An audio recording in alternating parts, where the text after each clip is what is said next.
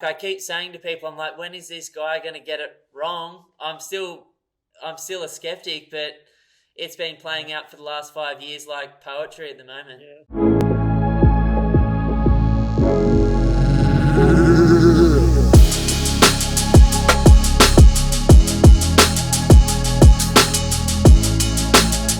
G'day guys, Ben from Pumped on Property here. Now, very exciting day. I'm sitting down with Phil Anderson and Akhil. Really grateful for the opportunity. I'm over here in Australia. I think Akhil, you're over there in London, yeah? That's correct, yes. And Phil's in Jakarta, Indonesia. So technology is working for all of us today. Yeah, thanks. Best place on the planet. I think I like Queensland more, man. But so in today's video, I'm just going to fan out, and hopefully we're going to talk about particularly the market we're in at the moment, what you've been noticing in the last year, what you expect over the next year, so that investors like myself, whether they're investing in stocks, commodities, crypto, or property, can take advantage of the current stage of the cycle. So Phil, starting with you, mate, where do you sort of see us being right now in the current 18.6 year real estate cycle? Ben, I think we've moved into the second half now. You've got some of my past comments and things over the years. You know that we were expecting it to top out, the markets to top out at the end of 2019. I think I said January 2020 for the top, and then after that it would be downhill for a little while. It's exactly what we got. It was amazing, really, to see. It was phenomenal. Like I keep saying to people, I'm like, when is this guy going to get it wrong? I'm still a skeptic, but it's been playing out for the last 5 years like poetry at the moment. Yes. Got to be humble enough, though. I'm only ever as good as my next call, so we get it wrong from time to time. But we had massive help from one of my most favourite, most hated persons, Donald Trump. He was just to have such an egotistical maniac in the top job for the last couple of years of the first half of the real estate cycle was absolutely sensational. I remember when he came in and you said that, one of the best things that we could have for the second half of the cycle set up is a property guy in the White House on the day that he got in. And, that was pretty much played out perfectly, unwinding all the banking stuff in the States. Yes, yeah, that's right. And then when he spoke at Davos and said he'd created the best economy of all time and that the US was charging ahead, that gave people, and it gave our subscribers and members a chance to see in real time how a top forms. The top forms when you get to the top of the mountain and all you can see forward is the entire vista open up in front of you, and it's perfect and cloud free. That is the top. Yeah. Now you've seen it, so it was excellent practice for what came on, or what will happen, I think, for the end and the extreme of the second half. Although it happens differently, so it can't repeat because we've all seen it now. But yeah, I think back to answering your question, I think we've moved into the second half. We've had the downturn. The markets are looking forward now, so that's what I think. I'm sure Akhil will have something to say about his favourite. Yeah, what are you noticing on the ground in the UK and London? Like, what are your sort of thoughts in terms of where we're at over there, Akhil? Because in Australia it seems very, very bullish again right now. Well, I mean, I think there's a sort of a double reality. So there's the sort of what you read in the paper, which is very negative, and then there's what's actually happening. And so, I mean, we've had a pretty significant 12 months. I mean, it's actually almost been a year since we started lockdown and people were told to sit at home. And I mean, obviously that's going to create some pretty major headlines about the state of the economy. But the government has pumped a lot of money into the economy, and they reduced the transaction tax on buying property. And, funny enough, the value of property jumped up by exactly the same amount because there are a lot of people that are wanting to buy. And I think what this particular episode has done, it's given people a lot of time to think about what they really want to do. And so the property market is actually very strong. And I expect that to continue on in the next 12 months as things start to open up again. So, I mean, like Phil I agree that we're now looking forward into the second half. I suppose the only thing is, we're still technically probably in recession, and when things do open up, there will be certain industries which kind of find that they probably can't survive in this, whatever the world will look like over the next sort of few years. So there'll be some adjustments and some pain for certain people and certain sectors. But that's true of every recession. I mean, I think we forget that every recession involves a lot of pain, businesses closing, people losing their jobs, and it takes time for things to get sorted out. But the cycle continues regardless. So leading on from that, if we've moved through, I think Fred Harrison said it was the 13th mid-cycle slowdown since he's been counting, and all of them look about the same, somewhere between sort of 9 and 18 months of pain, a slow clearing, and then really strong sentiment and pent-up demand once people come out of that fear state. And, I think you said, Phil, fear feels like excitement, and excitement turns into fear pretty quickly. What comes next? Because in your chart, we've been looking at easing money, and it's already starting to happen in Australia, as well as lavish government spending. I think CBA said that the Australian government's going to put 2% of GDP in the next 2 years into what is going to be the biggest construction boom we've seen in Australia since the World War II. What are you guys what's coming for people, for investors to continue to build on this speculation and this confidence in the market that we're feeling right now?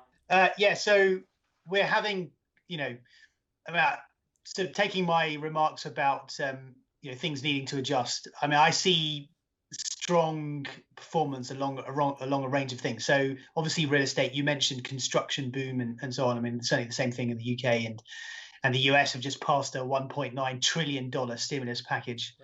Yeah. I mean, it's incredible, isn't it?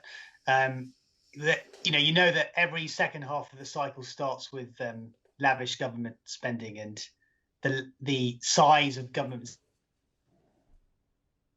And it's China, it's the UK, it's Germany, it's France. I mean, it's all over the place.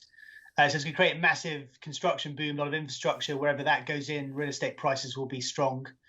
A lot of people have saved a lot of money during the lockdown, so they're going to be wanting to spend that. So, I expect retail and hospitality to recover. I mean, it won't be the same as before, but I expect that to recover. But really, the other things that are going to be beneficiaries of this boom is things like infrastructure, stocks, commodities. Of course, demand for raw materials is needed, and then it's moving into newer things like green energy, electric vehicles, and so on. And I think one thing that is maybe rather particular to this cycle is the number of younger investors going into things like cryptocurrency and using social media to coordinate their actions in the stock market. So we saw GameStop and things like that over the last few weeks. I mean, it's going to be a lot of speculation is what I reckon. So that will push up stock prices and prices of cryptocurrencies across the board.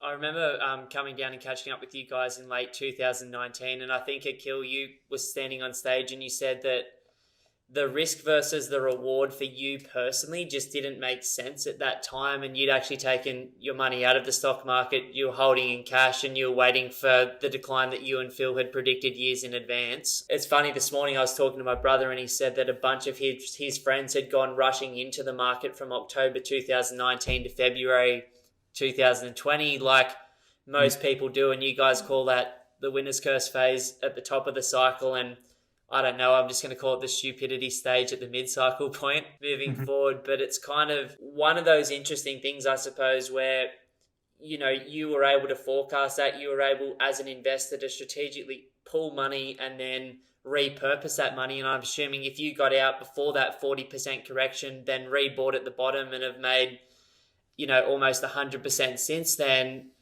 what can investors, I suppose, that have missed that opportunity like myself that weren't in the stock market at that time do over the next, 2 to 4 years? Does it look promising for you guys? Are you investing your own money in the markets? Do you think there's good potential between now and the next top for investors to still do well in the right assets and the right time? What can people be doing to take advantage of the next few years? Ben, there's always something moving in the market. In fact, actually, I've got a subscriber email going out today about that very topic. I know that upon the recovery, if you're not in it and you're now seeing or have seen a raging bull market, especially in the US, it's very easy to feel as though you've missed out and to feel despondent and to feel upset that the market's gone without you. But that is a little bit, if I may say, kindly perhaps, it's a little bit self-defeating.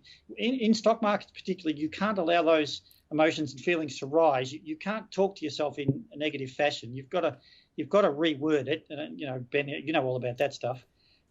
So the way you can look at markets, especially the US, you've got to work out stocks that are moving and sectors that are moving. The easiest way to do that is to have a look at what stocks are always every day in the new highs list. And just as it happened, on March 5, 3 of Australia's biggest 4 banks went into the new highs list on the stock market, the Australian stock market. That's not surprising. The market knows now that as the yields retrace, they're not going up, they're retracing the down move, they have to come back to some sort of balance point, which they'll do. So when you've got the yield curve steepening, when you've got the long bond higher than the short-dated bills, that means that the banks can borrow short cheaply to lend long at more expensive rates to you and me. Mm-hmm. They make profits when that happens. The stock market knows that and prices it in before it happens. That's why you're seeing bank stocks, their stock price chart coming up. Now, that tells you they're in the new highs now. They're not overpriced yet. That tells you that trend will continue for the next year or two. So there's a sector easily you can look at. You don't need to feel as though you've missed out. The trend has really just started from the mid-cycle low points. Now, that's the first thing. So there's banks for a start. You could now be looking at, on a more fundamentals basis, you could look at aviation and travel. And Akhil noticed he did a great update for our members last month, showing a little bit about how one of the UK airline-controlled companies, or it's a company that has all the British Airways and a few other airlines in it. Yeah. It had broken across channels and made a bit of what we call a breakout. You've also got various companies in Australia, the airports, Sydney Airport, Auckland Airport listed on the Australian Stock Exchange, Webjet and others. You just watch for those prices to make strategic moves above prior highs or get back into uptrends.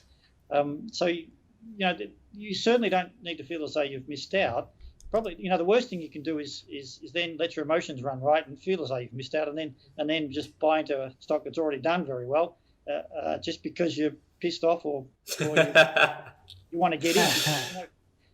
None of us have got unlimited capital. It's always limited, and you have to try and get the best return for what you can. And this is where in real estate, if you make a mistake in real estate throughout the last year or two or couple of years, real estate mostly, I think history shows it's from the bottom, was 2012, mostly does 14 years up. So you get a chance to recover mostly those things. But in the stock market can be really, really tough and really vicious. The stock market will exploit your weaknesses, and it doesn't always give you a chance to recover from your mistakes. Mm-hmm. That's why I think some people find it so hard, obviously.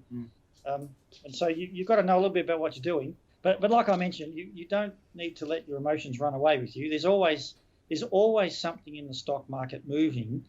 Even on the worst days of the pandemic, there were still some stocks making new highs because they knew that we'd be spending less, and that's when those sort of stocks do better because they're dollars. They're stocks that sell things cheaply when we need cheaper prices. So there's always something moving. So you don't need to feel as though you've left out. And mentioning the two sectors, there'll be others come through, and you find that by looking at the stocks making new highs and which sectors they're in, and then it's a good way to get to know what the stock market is doing and will do. So just to reconfirm that for people, that's banking looking good. And if you look in Australia, I think the number of new mortgages being written in particularly Brisbane, Perth, Canberra and Adelaide at the moment are up 35% year on year. The number of loans being written to first-timers are up 95% from this time last year. Yeah. And we've just started to see the trend go up in terms of super money again and investors as well as owner-occupiers. So, you can see that coming through super early in Australia at the moment. And then aviation, as you said, coming off an extremely brutal year. That's an epic tip, mate. Thank you so much for that. Is there anything like that you've been noticing, Akhil, that just to round out this particular video is worth sort of mentioning in terms of areas that you'll be keeping an eye on over the next couple of years? I mean, commodities have been on a bit of a tear. So stocks that are, I mean, I think there may be gone up sort of pretty significantly, but you have companies that are always digging stuff out of the ground, and they don't always move totally in sync with commodity prices, and they probably are slightly ahead of the curve. So if commodities have a bit of weakness, you might start to see those stocks start to come off their lows. And I think because the outlook for building and construction is so strong, companies that by definition are supplying diggers, or companies that diggers and miners themselves are going to be really strong. The other area that I'm still myself, a student and learning, is there is an explosion of new companies that are trying to take parts of the banking payment sector, whether they're sort of crypto based or they're trying to, you have buy now pay later type companies. Some of them are a bit not great companies, to be fair, but it's clearly a new world in a sense technologically, and it's no surprise that the first area that they're all targeting is financial services, and maybe in the future real estate, because in the second half of every cycle, banks and money and lending is going into overdrive, and so is building. So technology and kind of traditional areas is a kind of an interesting intersection, which I think will be potentially be good areas to invest in. It's interesting you guys say that. Like, obviously read a lot of your work for a lot of years, but one of the big TV shows in Australia, Better Homes and Gardens, has just set up its own real estate agency. Not surprised. I just laugh every time I see these things. I'm like, shit, I heard that from Phil 5 years ago, or Akhil 3 years ago. It's really interesting to see what's going on there. And then obviously as someone, we buy $50 to $100 million worth of property a year, just the number of new agents flooding in because it's easy money right now is incredible and unprecedented. So yeah, it's just the cycle in motion. Super grateful. Is there anything either of you wanted to sort of leave with your community before we move on to the next video, which is going to be looking at more like what's coming in the next 7 or 6 to sort of 10 years roughly? I just wanted to say something about the sort of emotion that Phil touched on. So, I mean, it's a really, really important point that he made. I just want to underscore the fact that, and you said it at the beginning, Ben, that, now people have seen a bull market for, pretty much a year, and they're thinking like they've missed out. And, you're having all these news items about Elon Musk and Tesla going through the roof, and, all these, Apple, and the things that they're telling you all the things that you've missed out on. And those are the things that people try to jump in on because they don't take the time to do proper research. And as he mentioned, actually, some of the best stocks over the last few weeks have been the ones that have been recovering. So I wrote about IAG, which is a stock that's listed in London, which is the parent company of things like British Airways. And that broke out of a channel, it was really beaten up over the last 12 months, but it's broken out of a channel, and, within about 3 weeks, it's made 30%. So there are always opportunities if you look. You have to manage your emotions. You can't really just slavishly follow what the crowd are doing, because by the time people notice big trends, they're usually kind of almost over, or they're not quite over. So you get in, you do well for a couple of days, and then maybe it's then a bit too late. Sure, no, that's brilliant. I'm sorry to jump in there, Phil. Ben, all we need to see now, probably later in the year, surprise me around November, perhaps a little bit after that, is the Australian stock market to start challenging its past all-time high that was made in October, November of 2007. If we do next year start to get consistent new highs for the Australian market, that tells you that the earnings in Australia is finally increasing. That sets Australia up for a big second half. It hasn't happened yet, and it's still to happen. May not, of course, but if Australia's stock market does move that way, then it is telling you that a very decent second half is coming for Australia. Hasn't happened yet, but we've got to see. But I'd be expecting that. Sure. No, I was looking at an inside piece of information from CBA. One of our clients works there in corporate banking and only manages clients with portfolios over 10 mil. And basically, the Australian government's still finishing off their long-term bond buying program of $100 billion at the moment. And you can see already CBA from April 1 is encouraging the Australian government to just buy another casual $100 billion worth of bonds just to make sure the nail's in the coffin there. So it's cool to sort of see what's coming through like all the way at the moment. Yes. Sweet, mate. Well, we might wrap that up. For people that are interested, Phil and Akhil run Property Share Market Economics. I've been a subscriber of it for basically since its inception, and these updates are ridiculous. I just want to share a story if that's okay. Like I've told you guys this before, but I saw you in October 2019 in Melbourne, and I got off the phone as soon as I walked out of the room. And, you know, when Akhil and Phil had basically said that they're majority in cash right now, I rung mum and dad, and mum took her money out of super within a month and dad didn't. Mum, you know, they're just regular Aussies, like they've worked their entire life. She had about 600K. She saved that whole 600K. And then when you sent the email saying we're, you know, past this now, you know, slightly start to have a dabble in the market, she rebought at the bottom. Now she's been able to make a $250,000 profit, which is life-changing for her at her stage of her journey. Dad didn't, unfortunately, got belted, has luckily popped back up within 9 months. But I'm like, just one email, like, has just made me sleep so much better at night. And I'm just super grateful for that. I highly encourage people that aren't on that list, like, there's so many different ways to get your media, and I always like take your stuff with a grain of salt, of course, and I encourage everyone to do that, but it's like, fuck, it's good as well. I don't mean to swear, but it is just very, very helpful stuff, and I really encourage people to get over there, subscribe, jump on the free mailing list, and if you see value, then you can jump into the program with Phil and Akhil for sure. But please subscribe to Phil's channel below, give it a thumbs up, share this with someone who's still freaking out for no reason, or maybe if they are freaking out, it's for good reason, but, you know, help them get educated. I wish everyone the best and stay safe through this market. Cheers, guys. So sweaty.